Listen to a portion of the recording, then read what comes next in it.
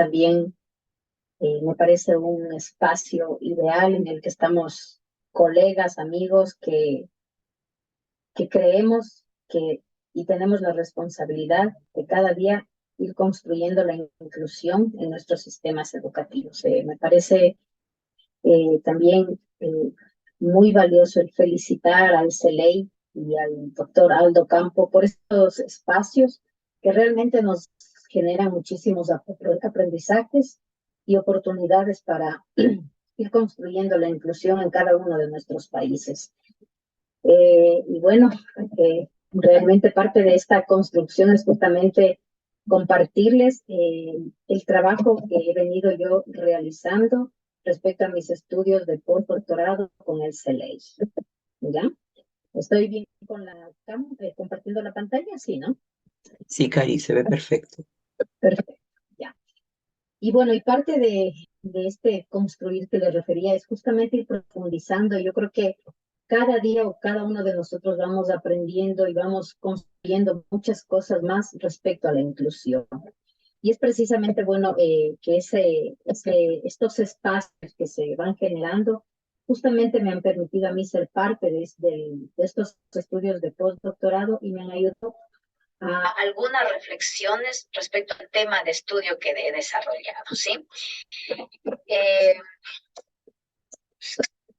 y el estudio que he realizado y he profundizado como investigación en el postdoctorado es llegar a definir un modelo de educación inclusiva que garantice un ejercicio basado en un enfoque de derechos para todos los niveles educativos y trabajar en un plan piloto en una muestra de los países que conforman el sur global.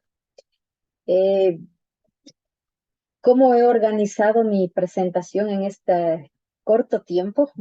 Eh, pero el tiempo suficiente para compartir el estudio, sí, es a partir de presentarles la problemática, los objetivos del estudio, cómo se ha esquematizado la parte teórica y metodológica, mostrarles los resultados del estudio de una manera muy general y finalmente concluir con presentarles justamente la propuesta que es el diseñar un modelo que dé respuesta a las actuales demandas sobre la educación inclusiva, así pensando en la diversidad de estudiantes. Entonces, bueno, avanzando con mi esquema, así en el primer punto, justamente yo quiero compartirles la problemática que se presenta para poder abordar este tema de estudio, ¿sí? Y es justamente que, bueno, hoy en día amerita que analicemos que nos decimos en los países de la región y del mundo que somos sistemas educativos inclusivos, ¿sí? Pero ese está escrito en las políticas, pero sin embargo necesita que hagamos justamente una valoración de cómo se lo va a hacer ya y cómo se lo va a aterrizar a lo mejor en las instituciones educativas o los mismos sistemas educativos, los ministerios de educación que le definan ese proceso del cómo, que se lo viene trabajando, por supuesto, pero surge una idea de que justamente es armar una propuesta para que nos referencie el cómo hacerlo. Como problemáticas, tal vez vale citar, los países tenemos normativas, tenemos unas políticas que están dadas, que son unos escenarios, lo podríamos decir, muy bien esquematizados, o a lo mejor amerite fortalecerlo, por supuesto, pero está dado ya esos escenarios, están escritos, sí, tal vez desde las políticas, sí, en cada uno de los países tenemos constituciones, leyes, reglamentos, acuerdos ministeriales que garantizan hacer la inclusión. Eh, Sin embargo, como problemática, hay muchísima población que aún demanda este servicio educativo, que no está accediendo a los sistemas educativos y en los diferentes niveles educativos. Cuando yo refiero a los diferentes niveles educativos, vale analizar que es el acceso al sistema educativo desde los niños del nivel inicial, los más pequeñitos, hasta hablar de la educación superior, ¿sí? Y también otro requerimiento más respecto a la inclusión y a generar un modelo es que justamente el trabajo de los docentes y la familia aún demandan de orientaciones respecto a los procesos de inclusión.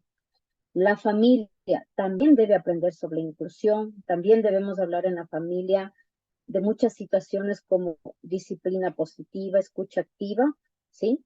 Que inclusive tal vez vale referenciar cuando vivenciamos en la pandemia, justamente era necesario que aprendamos nuevas formas de enseñar, de compartir en casa. Entonces la inclusión amerita que se haga un trabajo con docentes y también con la familia.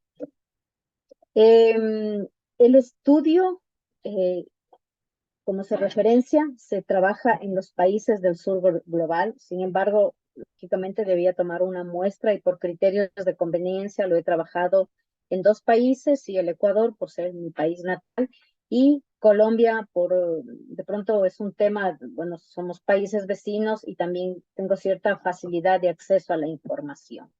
¿Sí?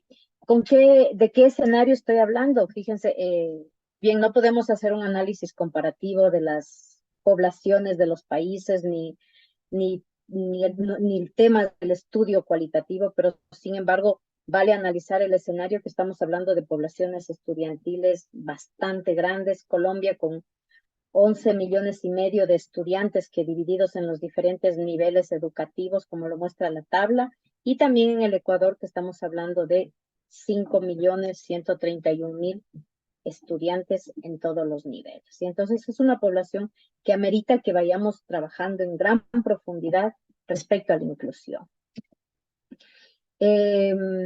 ¿Cómo esquematizado el objetivo de mi estudio? Sí, es justamente basado en esta pequeña síntesis de la problemática referido en estos 2 países, ¿sí? Es justamente plantear como objetivo general es un modelo, ¿ya? Y luego el denominado modelo social, ya lo voy a explicar por qué, ¿sí? Y plantear un modelo social de educación inclusiva como garantista de un enfoque de derechos en todos los niveles educativos.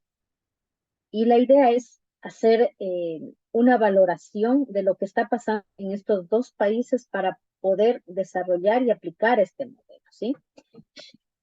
Como objetivos específicos que se propone, precisamente es importante plantear una fundamentación teórica sobre la inclusión, también sobre la integralidad, porque es importante, o sea, a veces siempre estamos hablando de inclusión, pero vale reflexionar cómo la estamos trabajando a la inclusión en todos los niveles. Siempre la asociamos con la educación media, la educación básica, educación primaria y secundaria, ¿sí?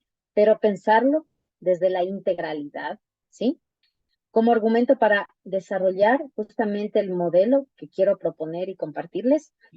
El segundo objetivo es diseñar este modelo social de educación inclusiva. Les voy a compartir la esquematización del desarrollo del modelo. Sí, y la intención es también, una vez desarrollado este modelo, hacer una aplicación en una muestra de instituciones educativas para ver cómo funciona el modelo y tomando en cuenta cada uno de los niveles educativos. ¿Ya? Como parte teórica del estudio, ¿sí? Vale reflexionar que se trabajará a nivel macro, meso y micro, ¿sí? ¿Por qué? Pensando, sí, que amerita que abordemos la educación inclusiva, ¿sí? Pero abordarla desde lo que los diferentes escenarios que se dan en la inclusión, lo que Soledad nos refería anteriormente, ella hace un análisis filosófico, hace un análisis social, ¿sí? Pero esto mismo vale que lo analicemos, ¿sí? Desde los diferentes fundamentos de la inclusión, ¿ya?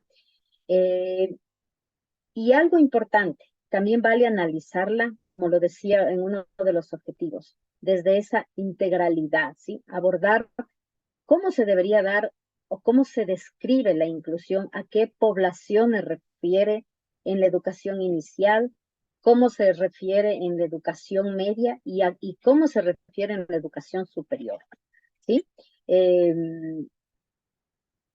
Otra parte que también amerita analizarse en la parte teórica de este estudio es las políticas educativas. Y las políticas educativas analizadas en un contexto dado en los diferentes escenarios mundiales, cuando precisamente se desarrollan convenciones, declaraciones, encuentros de presidentes, de delegados de los ministerios de educación, autoridades de educación, que justamente se reúnen para analizar qué se puede hacer por la inclusión o por ciertos conglomerados de personas, ¿sí?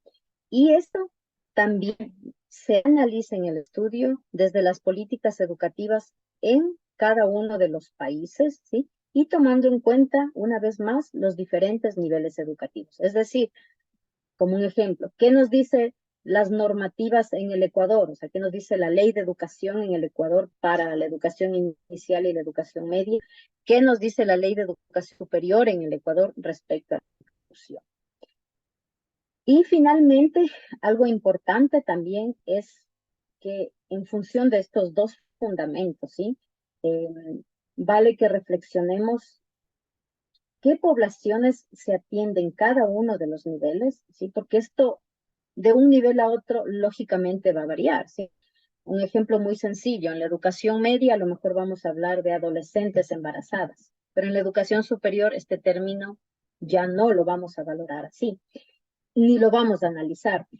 Tal vez, y también de la vivencia del estudio, por ejemplo, hablamos de dotación superior, ¿sí? Como una condición que también lo trabajamos desde la inclusión, pero esta dotación superior en el nivel inicial cambia su terminología y ahí lo podríamos abordar desde una precocidad intelectual, ¿sí? Entonces es importante establecer estas categorías, la parte teórica lo refiere así en cada uno de los niveles educativos, ¿sí? Para el estudio, ¿con qué metodología he trabajado? Es precisamente, bueno, como les refería, se trabaja en dos países del sur global, como lo es Ecuador y Colombia. Es un estudio netamente cualitativo, ¿ya? Y también con una recopilación documental de tipo descriptiva. Eh, eh, ¿Cómo se hizo este proceso de recopilación de la información? ¿Sí? Es precisamente considerando estos dos enfoques señalados, es a partir de una información de los diferentes sistemas de información nacionales, ¿sí? Quienes refieren datos estadísticos muy valiosos, se consigue información muy confiable y actualizada, tanto para el Ecuador como para Colombia, desde los ministerios de educación.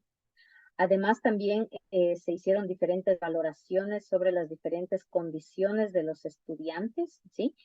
Y que para eso, precisamente les comparto esta siguiente etapa, porque si bien cuando hablamos de inclusión, estamos hablando de la diversidad de estudiantes, y esta diversidad tiene que ver justamente con lo social y con condiciones sociales de los estudiantes. De ahí, por ejemplo, amerita referir, por ejemplo, aquella población que de pronto se encuentra en una situación de movilidad humana. Hay poblaciones en lo social, básicamente, que a lo mejor no hablan ni siquiera el mismo idioma del país, sí que están en una situación de riesgo, temas de religión e ideología, el pasado judicial de los estudiantes o también de sus padres, situaciones socioeconómicas, trabajo infantil y el acoso escolar. En las condiciones interculturales, tal vez referir el tema de interculturalidad, de cultura, de diversidad. Y otro punto que se analiza en las condiciones de los estudiantes tiene que ver con lo personal, que básicamente está alineado a la identidad, identidad de género, la orientación sexual, problemas de aprendizaje, problemas orgánicos. Aquí aparece el tema de la discapacidad como una categoría en la condición personal, dotación superior, deportistas de alto nivel, temas de adicciones, adolescentes embarazadas y padres adolescentes. Sí, eso es un escenario en general de las diferentes condiciones que describe la inclusión y la diversidad.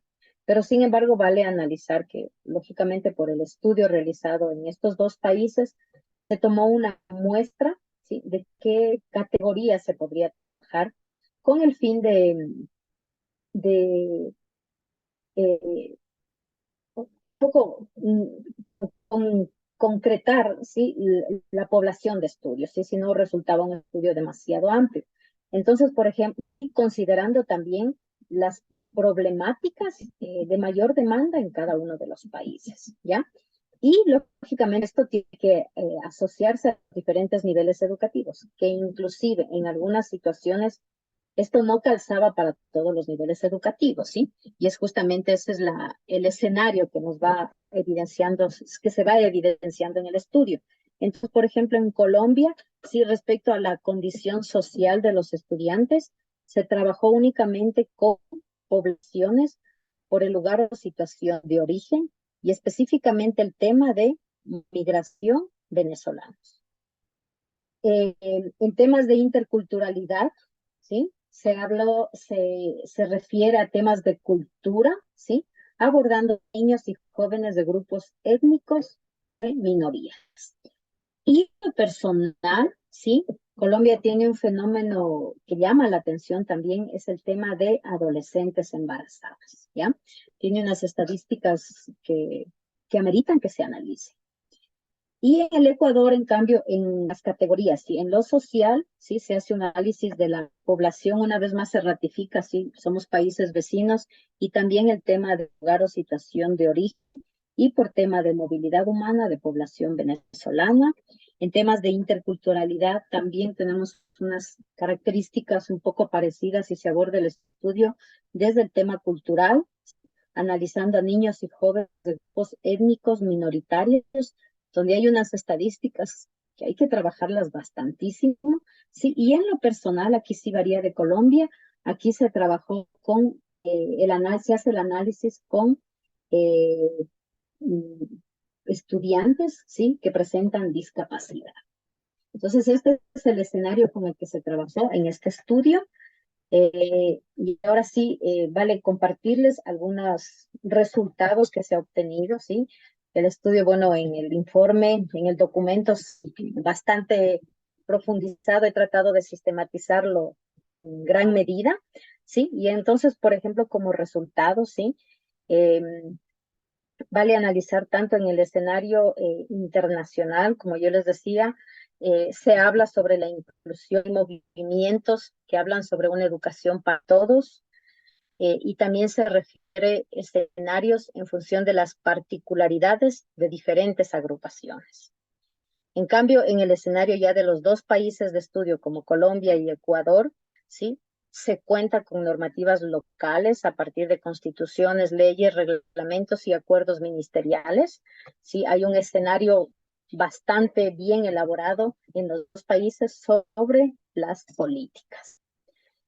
Tal vez como unas pequeñas referencias, en Colombia está la Constitución de 1991, hay una ley creada en 1994, sin embargo, estas normativas se han ido actualizando, ¿sí? Y lo mismo sucede en el Ecuador, que tenemos una Constitución del 2008, hay una ley del 2011, que en la actualidad se han realizado algunas enmiendas, hay un reglamento a la ley y tenemos algunos acuerdos ministeriales que justamente refieren eh, algunas, eh, algunos procesos para trabajar con algunas poblaciones que ameritan un tratamiento específico, ¿sí? Por ejemplo, hay un acuerdo ministerial que se refiere al final, que es el 096A, que justamente refieres la inclusión y la atención a grupos en situación de vulnerabilidad y desarrolla algunos procesos para aquellas poblaciones que ameritan un tratamiento muy específico de acuerdo a situaciones que se han vivenciado en la actualidad.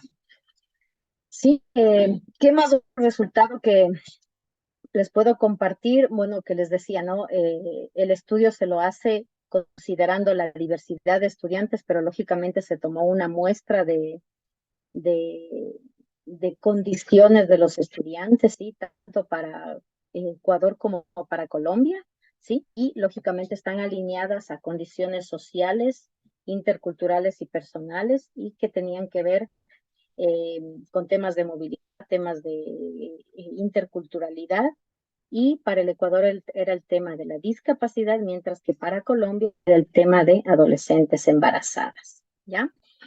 ¿Qué otros resultados les puedo compartir? Se trató en su mayoría se trató de recopilar información relacionada con poblaciones estudiantiles en los diferentes niveles educativos, ¿sí? Y por ejemplo, en el Ecuador, les decía, tenemos una población que aproximadamente llega a los 4,5 millones de estudiantes, y en Colombia tenemos más de 9 millones. Y también vale analizar qué población de docentes tenemos, ya, tanto en educación inicial y media. ¿Sí? En el Ecuador tenemos como casi 209,000 docentes y en Colombia tenemos 306,000 docentes. Y entonces son poblaciones muy representativas con las que hay que trabajar. Como resultado, sí, en una pequeña síntesis, sí, y son resultados que de pronto son alarmantes y con los que debemos trabajar y con los que a lo mejor podríamos iniciar este trabajo de mostrarles el modelo que se propone en este estudio, ¿ya? Entonces, por ejemplo, en Colombia, que yo le refería, es primero en las condiciones sociales hablábamos de población en situación de movilidad. Y fíjense, en Colombia hay 600, con datos al 2023, hay 601,000 niños, niñas y adolescentes que han migrado a Venezuela. Sí, ahí tal vez también vale referir, sí, que esta migración, sí, se da también por temas y se usa un nombre muy específico que es un tema de migración, es una migración itinerante, sí, es una migración que de pronto hoy está en un lado, Pedro Montiel, por favor. un desplazamiento sí, en otras ciudades, y que a veces ya no se queda ni en Colombia, ¿sí? Entonces eso se llama, es referida como una migración itinerante, ¿sí? Entonces tenemos una población de 601,531 niños, niñas y adolescentes. Tal vez en temas de interculturalidad, sí, unas cifras que también de datos del Ministerio de Educación, sí, por ejemplo, de acuerdo a los pueblos y nacionalidades en Colombia, sí, bueno, está agrupada, ¿no? Hay un 10% de población estudiantil en Putumayo, 9% en Guainía, y en los diferentes pueblos. Pero algo que llama la atención es justamente esta partecita que yo les voy a señalar, ¿sí? Fíjense que dice que el 8,3% de la población indígena es analfabeta. Y hay un 27% que únicamente concluye la primaria. Entonces, miren, son datos con los que debemos profundizar, con los que debemos actuar para hacer un ejercicio, un enfoque del derecho a la educación. En el tema de adolescentes embarazadas, fíjense que Colombia ocupa es uno de los países de la región que ocupa los puestos más altos respecto a embarazo en adolescentes, ¿sí? Y por ejemplo dice, el 23% de las mujeres entre 20 y 24 años estuvo casada o está en unión antes de los 18 años. Y hay un 5% que lo hizo antes de cumplir los 15 años, ¿sí? Es nuestra población estudiantil, ¿ya? Entonces, miren, datos para analizarlos, y como problemáticas un poco sistematizadas, ¿ya? Mientras que en Ecuador, yo les decía, la población objeto de estudio era el tema de movilidad, de interculturalidad y la discapacidad. Entonces, por ejemplo, en Ecuador, en cambio, hemos tenido al año entre el 2021 y 2022 31,054 niños, niñas y adolescentes de nacionalidad venezolana que han ingresado a Ecuador. En temas de interculturalidad, tenemos una población de 151,948 estudiantes que son parte del sistema de educación intercultural bilingüe. Sin embargo, como datos relevantes, tenemos que, por ejemplo, trabajamos con un currículo. El currículo se trata de que en gran medida sea contextualizado a los diferentes pueblos y nacionalidades. Sin embargo, es necesario, por ejemplo, emprender en acciones eh, eh, de desarrollar materiales, desarrollar programas de formación para docentes. No se están pensando específicamente para aquellos pueblos y nacionalidades. Hay ejercicios desde la cooperación internacional que se están realizando, se han emprendido, pero nos hace falta muchas cosas muy específicas. Y en temas de discapacidad, bueno, nosotros tenemos una población en la actualidad, si son datos del CONADIS que les voy a mostrar en la siguiente lámina, tenemos una población de 46.109 personas que presentan discapacidad y que son parte de nuestro sistema educativo, ¿sí? Estas 46.109 personas están distribuidas aquí en el Ecuador tenemos la figura de que hay la escuela ordinaria y la escuela especializada, ¿sí? Entonces, en la escuela especializada asiste el 20%, 76% asiste a la escuela regular u ordinaria, y también un 3% de estas personas con discapacidad acceden a una formación popular permanente. ¿Cuáles son las discapacidades que predominan en el sistema educativo? Hablando de educación media, ¿sí? Predomina la intelectual, la física, la auditiva, la visual y la psicosocial. Pero sin embargo, si se hace un análisis, de proyección a la educación superior, esta población no tiene una continuidad así en cuanto a la predominancia de la discapacidad. Las cifras de la discapacidad intelectual en la educación superior son muy bajas, ¿sí? Entonces son, miren, situaciones que hay que analizarlas y ver la forma de trabajar en los diferentes niveles educativos, ¿sí? Ese es un tema muy importante, perdón que recalque, el de ver la inclusión, pero desde esa articulación, desde esa integralidad, ¿sí? Y bueno, y para ir concluyendo, estoy viendo los tiempos también, como propuesta es justamente ante todas esas problemáticas, es necesario, si bien los países, y no solo el Ecuador y Colombia, en general los países hacen muchas cosas, hacen intervenciones de planes, programas, proyectos nacionales para lograr cada día fortalecer sistemas educativos más inclusivos. Inclusive esto se ha desarrollado como un componente que aporta hacia la calidad de los sistemas educativos. Pero es necesario definir un modelo que nos oriente, como que nos dé las pautas de cómo trabajar la inclusión. Y básicamente este modelo que yo propongo, bueno, lo he venido trabajando desde hace algunos años, es un modelo que de mucho interés para mí, lo he probado en los diferentes niveles, desde la educación inicial, la educación media y superior. Y justamente con estos estudios del doctorado he buscado hacer como que este modelo se articule y que logre calzar en los tres niveles. Y se logra. Obviamente hay que definir diferentes indicadores, pero se logra. Y nos da esos insumos, esas pautas para poder hacer la inclusión. ¿En qué se basa este modelo? Primeramente es una propuesta de un modelo social. ¿Por qué un modelo social? Porque es un modelo que se debe adaptar a a los diferentes escenarios de los países. A lo mejor aquí en el Ecuador lo voy a trabajar los indicadores con las variables que propone, pero a lo mejor habrá que hacerle alguna adecuación específica para el Ecuador respecto a Colombia, ¿sí? Entonces es un modelo que se adapta a escenarios sociales de los países. ¿Qué propone este modelo? Una ecuación. Es una ecuación que la vemos aquí con una suma, ¿sí?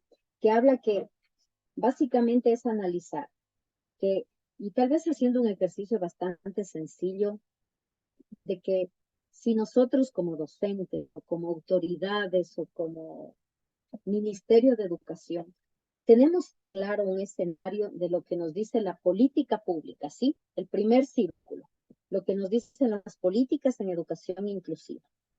Si tenemos claro eso, ya le sumamos que cuando hablamos de inclusión estamos hablando de diversidad y tenemos que tener muy claro quién es esa diversidad, cuáles son esas diversas o esas diferentes condiciones que presentan los estudiantes, ¿sí?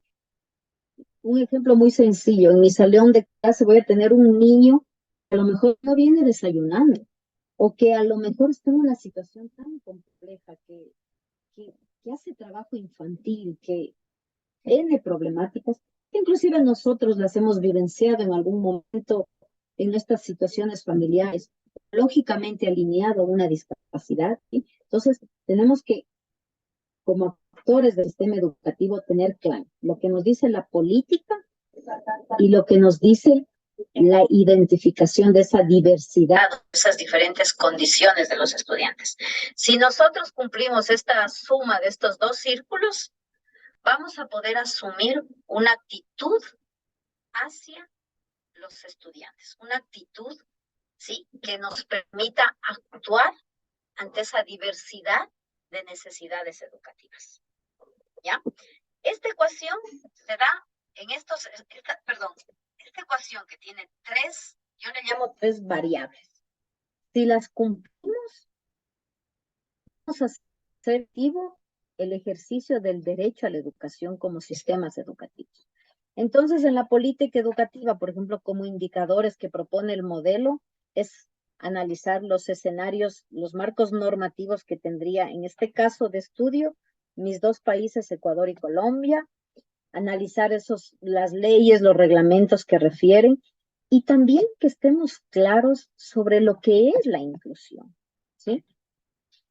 Si bien la inclusión nació en el marco de atender a, a la discapacidad, sí, a las personas que presentan discapacidad, hoy en día la inclusión es un escenario más amplio, ¿ya? Y justamente en este postdoctorado hemos analizado planteamientos y desde temas de feminismo, temas de alteridad, ¿sí?, o diferentes autores que justamente nos han ayudado a ratificar quién es esa población que se refiere como diversa, ya, en el sistema educativo. Y también, como parte de las políticas de inclusión, es analizar también las medidas de accesibilidad que tenemos como sistema educativo en cada una de las instituciones educativas. Pensar en infraestructura, mobiliario, equipamiento. Eh, en las condiciones de los estudiantes, sí, lógicamente tiene que ver con analizar esas Cari, diversidades. disculpa que te moleste. Nos quedan 5 minutos. Perfecto, ya, gracias. Y en esa diversidad, tal vez pensar sí en lo social, en lo intercultural y en lo personal, ¿sí? Que debemos estar claros como actores del sistema educativo. Y la última variable que propone el modelo es justamente a referir las actitudes hacia los estudiantes. Y esas actitudes tienen que ver con que justamente como comunidad educativa y como gestores del sistema educativo es pensar en esa cultura inclusiva, que la aprendamos, pero también la vivamos a la inclusión. Sí, la vivamos desde valores, desde principios, acciones que que están en el día a día de nuestras instituciones educativas, ojo, en todos los niveles educativos, ¿ya? Y algo importante también es como que hasta evaluarnos un poco como actores del sistema educativo a través de algún test. Hemos desarrollado, el estudio desarrolla un test que nos permite conocer la actitud que tenemos hacia la diversidad, ¿ya? Estas son las tres variables, como les decía, es una ecuación que propone el modelo. Eh, Sí, aquí refiere las políticas en inclusión, refiere la otra variable que es las condiciones de los estudiantes y todo esto cae en las actitudes hacia los estudiantes, ¿sí? Y este modelo básicamente refiere justamente, basadas en estas tres variables, una lista de indicadores, ¿sí?, para cada una de las variables. Pero esta lista de indicadores se muestra en una tabla, que son indicadores, ciertos indicadores calzan para el nivel inicial, otros indicadores para la educación media y otros indicadores para la educación superior. ¿Tienen una relación horizontal? Sí, pero son adaptados a los tres diferentes niveles educativos. Este es el modelo que se propone, se lo ha trabajado en algunas instituciones aquí en el Ecuador. La intención es poderlo pilotear también en instituciones de Colombia y que sirva como un referente para poder trabajar la inclusión y para poder ver inclusive si somos realmente sistemas educativos totalmente inclusivos o qué nos falta por hacer, que justamente es la población que hemos analizado y que es con la población que podríamos partir en el pilotaje de este modelo, ¿sí? Bueno, es un tema muy apasionante, a mí me encanta, yo creo que aquí estamos quienes creemos que hacer educación inclusiva es posible y yo les agradezco muchísimo su atención y el permitirme compartir este estudio. Muchísimas gracias con todos.